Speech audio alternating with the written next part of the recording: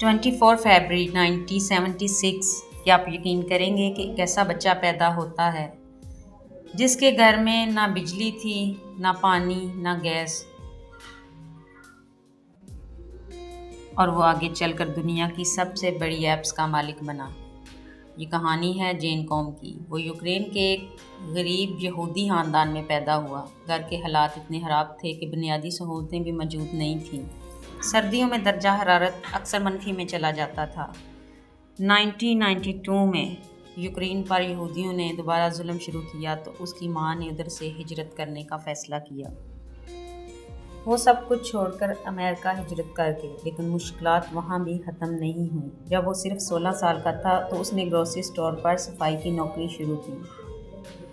پھر اس کے والد کا انتقال ہو گیا اور والدہ کینسر میں مبتلا ہو گئی،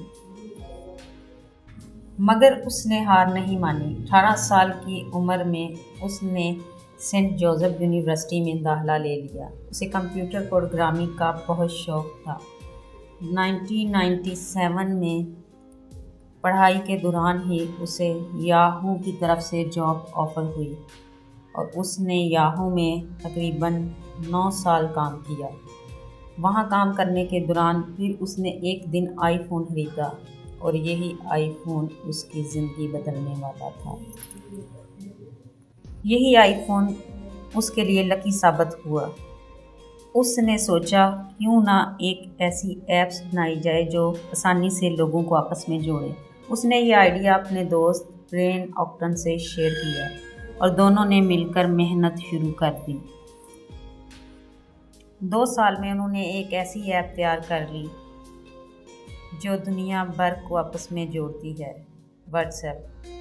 شروع میں ایپ بار بار کریش ہو جاتی تھی، یوزر بھی بہت کم آتے تھے، لیکن اس کے دوست نے اس کا حوصلہ بڑھایا اور وہی ایپ 2014 تک 50 کروڑ لوگوں تک پہنچ گئی۔ اور پھر قسمت نے ایک زبردست موڑ لیا۔ جس فیس بک نے انہیں نوکری دینے سے انکار کیا تھا، اس نے ان کی کمپنی خریدنے کی پیشکش کر دی۔ 2014 میں واٹس ایپ کو $19 ارب میں خرید لیا گیا۔ آج واٹس ایپ کو دنیا بھر میں اربوں لوگ استعمال کر رہے ہیں۔ اور وہی لڑکا جو کبھی غریب تھا آج دنیا کے امیر ترین لوگوں میں شامل ہے۔ محنت، فوکس اور ایک زبردست آئیڈیا انسان کی قسمت بدل سکتی ہے۔